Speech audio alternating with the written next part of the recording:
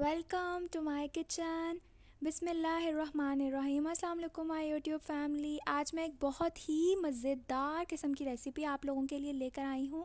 آپ لوگوں نے پہلے بھی کچنار گوشت یوز کیا ہوگا، کھایا ہوگا گھر میں، لیکن جو کچنار گوشت میں بنانا سکھاؤں گی، ایسا کچنار گوشت آپ نے پہلے کبھی نہیں کھایا ہوگا. اور میں آپ کو ایسے ٹپس اینڈ ٹرکس بتاؤں گی جس سے آپ کا کچنار گوشت کا مزہ دوبالا ہو جائے گا. سب ٹپس اینڈ ٹرکس کے لیے ویڈیو کو لاسٹ تک ضرور دیکھیے گا. جی آتے ہیں اس کے انگریڈینٹس کی طرف. تو سب سے پہلے ہم اس کے اندر ڈالیں گے 3 پاؤ کے قریب چکن، 2 بڑے سائز کے پیاز اور 1 پاؤ کے قریب کچنار، آدھے کپ کے قریب دہی اور آدھے کپ کے قریب آئل، 2 ٹماٹر نارمل سائز کے، 4 چھوٹی ہری مرچیں، 1 گٹی دھنیا. اور مسالوں میں ہم اس کے اندر ڈالیں گے نمک 1 table spoon, red chilli powder 1 table spoon, اور 1 چمچ ہی ہم اس کے اندر گرم مسالہ پاؤڈر ڈالیں گے، اور آدھا چمچ ہم اس کے اندر ہلدی کا ڈالیں گے، اور 3 جوے لہسن کے ہم اس کے اندر ڈالیں گے. چلیں جی ریسیپی کی طرف بڑھتے ہیں. یہ میں نے پیاز، ادرک اور ٹماٹر کو اچھے سے بلینڈ کر لیا ہے اور اس کو میں نے چولہے پہ رکھ دیا ہے. اس کا پانی ہمیں خشک کرنا ہے بیسیکلی.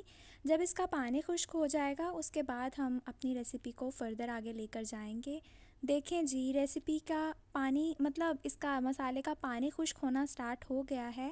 اب اس کے بعد ہم اس کے اندر چکن ڈالیں گے. چکن کو ڈالنے کے بعد ہم نے چکن کا پانی بھی خشک کرنا ہوگا. جی ہم چکن ڈال رہے ہیں ابھی، اور ہمیں 5 منٹ میکسیمم ویٹ کرنا ہوگا. اس کا پانی بھی انشاءاللہ جلدی خشک ہو جائے گا.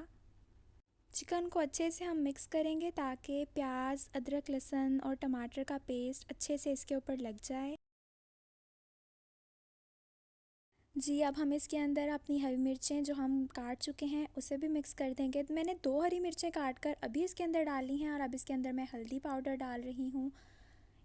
2 اس کے بعد میں لاسٹ پہ ڈالوں گی، اور یہ جی لال مرچ پاؤڈر بھی ابھی جا رہا ہے.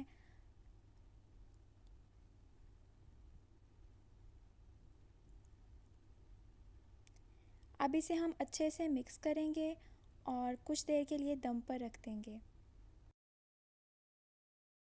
اس کے اندر ½ کپ آئل ڈال چکی ہوں، سوری وہ میں آپ کو دکھانا بھول گئی. اور یہ جی میں اب اس کے اندر آدھا کپ دہی کا ڈال رہی ہوں، اور اسے اچھے سے مکس کر کے دہی کا پانی بھی خشک کروں گی. دہی کا پانی خشک کرنے کے لیے میں اس کی آنچ بہت زیادہ تیز رکھوں گی تاکہ اس کا پانی اچھے سے خشک ہو جائے. اور اس کے بعد میں اس کے اندر سبز دھنیا ڈالوں گی. جی یہ میں نے ڈال دیا ہے اور اسے اچھے سے مکس کروں گی. آپ اگر اس طرح سے یہ بنائیں گے تو اس کا یہ فائدہ ہوگا کہ گوشت بہت نرم اور بالکل روئی کی طرح ملائم ہوگا، بہت مزیدار بنے گا. جی ہمارے دہی کا پانی بھی اچھے سے خشک ہو چکا ہے. اب ہم اس کے اندر اپنی کچنار کو ایڈ کریں گے. جی میں نے کچنار کو اندر ڈال دیا ہے. کچنار کو پہلے دھو کر اچھے طریقے سے کچھ ٹائم کے لیے اس کو رکھ دینا ہے تاکہ اس کا پانی اچھے سے نچڑ جائے. اس کو وہ جو چھوٹی سی جالی والی وہ ٹوکری نہیں ہوتی اس کے اندر میں نے رکھا تھا، اس کا پانی خشک ہو گیا. اور اب میں نے کچنار کو اس کے اندر ڈال دیا ہے. اب میں کچنار کو 5 منٹ کے لیے دم دوں گی. ماشاءاللہ دیکھیں جی ہماری کچنار ریڈی ہو چکی ہے، بہت اچھی خوشبو آ رہی ہے. اب میں اس کو اچھے طریقے سے مکس کرنے کے بعد اس کے اندر یہ اپنا گرم مسالہ پاؤڈر ڈالوں گی. یہ خشک دھنیا اور وہ زیرہ پاؤڈر ہے، اور جی 2 جو ہری مرچیں بچی ہوئی تھی وہ ڈالوں گی، اور اسے ٹھیک سے اس کے اندر مکس کروں گی.